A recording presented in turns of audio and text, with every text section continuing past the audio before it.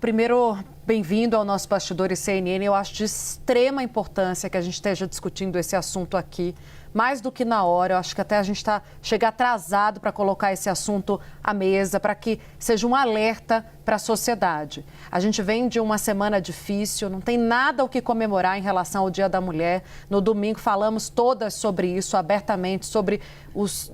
desafios da vida real, que é encarar a violência e a morte no cotidiano. Isso vai para as redes sociais, doutor, num contexto que eu imagino que seja desafiador, no mau sentido para vocês também, porque traz gente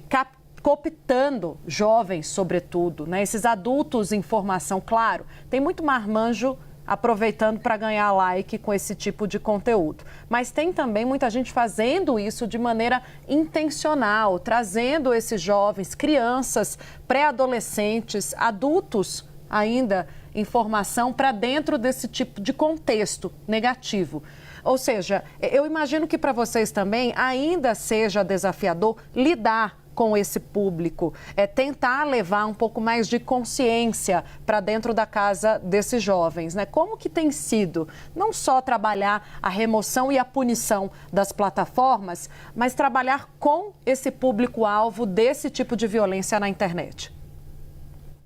É extremamente importante a sua observação, Tainá, porque o que se observa no ambiente cibernético é justamente um movimento cíclico, né? Um ciclo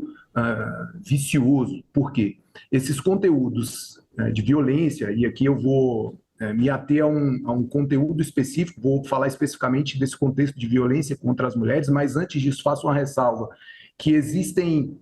tendências de violência contra diversos outros grupos vulnerabilizados, mas especificamente sobre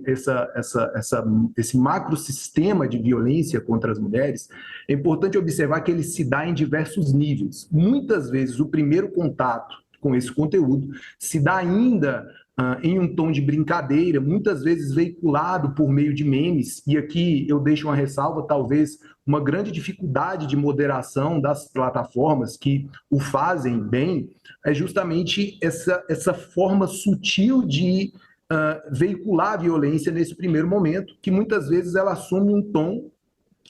errôneo, claro, desproporcional, claro, mas assume um tom de brincadeira, de meme. Então, por meio desse primeiro contato, esse conteúdo ele tende a se normalizar, e veja que nós estamos falando de usuários jovens, de usuários adolescentes, muitas vezes até crianças, que têm esse contato primário com esse conteúdo, ainda com a sua capacidade cognitiva sem pleno desenvolvimento, e acabam se familiarizando com esse conteúdo, normalizando esse conteúdo. Então, eu sempre gosto de demonstrar que existe a vulnerabilidade muito grande de um dos polos dessa relação, de um grupo específico de usuários que são crianças, jovens e adolescentes que estão expostos a esse tipo de conteúdo.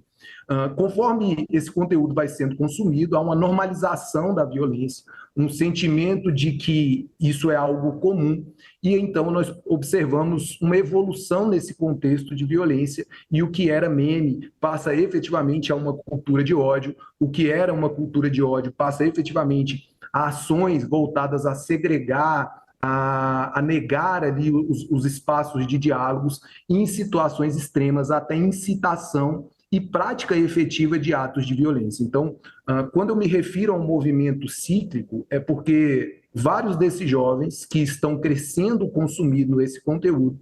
há uma grande probabilidade, ou na verdade um grande risco, de que esses jovens sejam os algozes, aquelas pessoas que vão praticar efetivamente violência física e efetiva contra as mulheres ao longo, né, do seu crescimento e ao longo do seu processo evolutivo. Então, isso mostra como é importante a atuação, e aí, Tainá, é muito importante a gente ressalvar que a atuação repressiva da Polícia Federal é uma atuação extremamente necessária, mas nós precisamos de outros polos de atuação, principalmente uma atuação preventiva por parte das plataformas, porque se nós fôssemos observar em um mundo ideal,